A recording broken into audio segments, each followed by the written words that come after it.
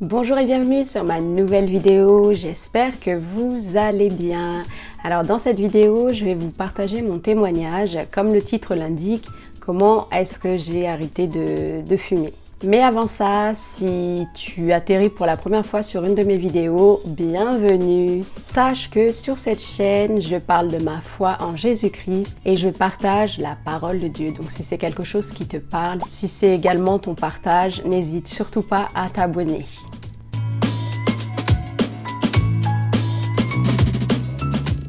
J'étais fumeuse depuis mon adolescence, quand j'avais environ 16-17 ans. Donc ça faisait 15-20 ans que je fumais. Et je fumais encore d'ailleurs quand j'ai rencontré le Seigneur Jésus. J'avais tenté plusieurs fois d'arrêter de fumer. J'avais arrêté d'ailleurs pendant des périodes plus ou moins longues, notamment pendant mes grossesses par exemple. Mais à chaque fois je retombais.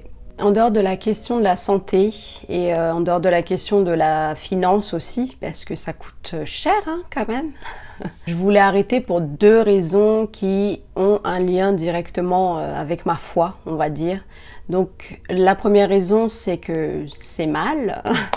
En tout cas, dans ma conscience à moi, c'est quelque chose qu'il fallait pas montrer. C'est pas que je le cachais, mais c'est quelque chose qu'il fallait pas montrer. Comme par exemple, je fumais pas quand je sortais de l'église après le culte. Je fumais pas non plus en présence de chrétiens par ma famille très proche. Et la deuxième raison, c'est que j'étais persuadée que le fait de fumer, en fait, c'est ça qui m'empêchait de parler en langue.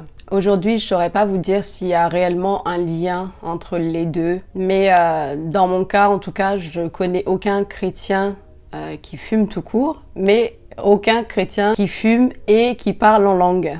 Donc à cause de cette deuxième raison-là, c'était devenu comme une obsession, c'était même devenu l'objet d'une culpabilité en fait, puisque j'échouais à chaque fois. Puis un jour, je peux pas parler de déclic parce que pour moi c'était pas vraiment un déclic. C'était une nouvelle tentative, on va dire. La différence qu'il y avait avec les fois d'avant, c'est que jusque-là, je prononçais que de toute façon, j'arriverais pas puisque j'avais pas la volonté d'arrêter. Et c'est vrai que j'argumentais que si la personne n'avait pas envie d'arrêter, ça servait à rien de vouloir qu'elle arrête. Et que si elle en avait pas envie, ce sont pas des images sur les paquets qui allaient la convaincre d'arrêter. Ni non plus de lui raconter comment l'oncle Bob est mort d'un cancer. Le seul argument qui me touchait, c'était de mourir et de laisser mes enfants en bas âge sans leur mère. Mais malheureusement, à l'appel de la nicotine, c'était un argument qui était très vite oublié.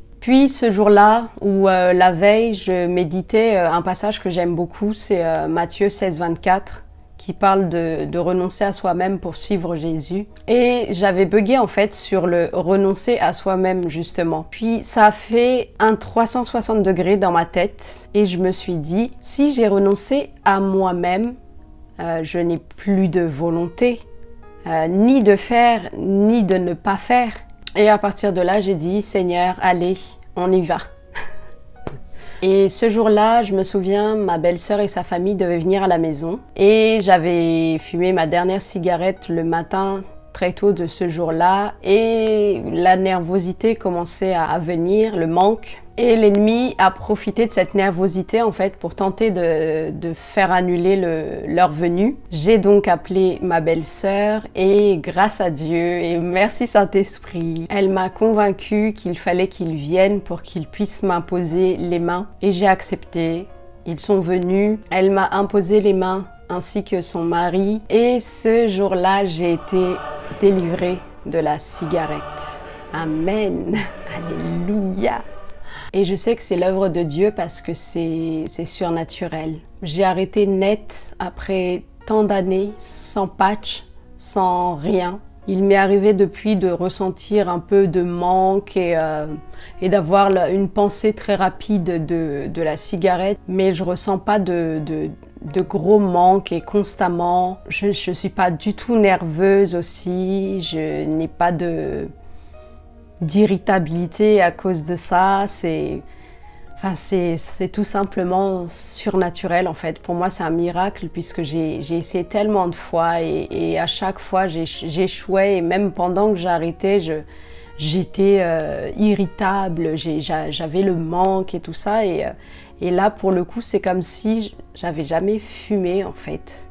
Et j'ai pas de mots. C'est l'œuvre de Dieu, tout simplement.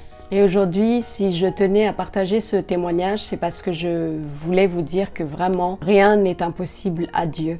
Que la foi peut réellement déplacer des montagnes. Que ça soit ma foi, mais aussi et surtout celle de ma belle-sœur et de son mari. Je pense à ce passage qui dit « La foi guérit les malades ». C'est exactement la même chose. Leur foi m'ont guéri, m'ont délivré de cette addiction. Et je rends grâce à Dieu pour ça. Je rends grâce à Dieu pour eux, pour leur foi.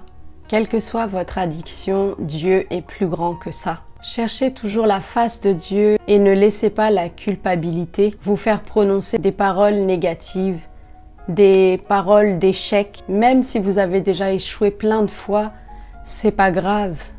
Relevez-vous et persévérez. Ce qu'il a fait pour moi, il peut aussi le faire pour vous. Et si vous avez besoin de prières, n'hésitez pas à me contacter. Voilà, ce témoignage est terminé. Merci d'avoir regardé jusque-là. Si vous aimez bien les témoignages, il y a une playlist de témoignages avec notamment mon témoignage, mais également d'autres merveilleux témoignages de personnes. Peut-être que vous allez vous reconnaître dans leur parcours. Si cette vidéo vous a plu, n'hésitez pas à mettre un like, n'hésitez pas à me dire aussi ce que vous en pensez en commentaire. Si vous n'êtes pas encore abonné, abonnez-vous et partagez cette vidéo un maximum à des personnes qui en auraient besoin. Ça peut bénir.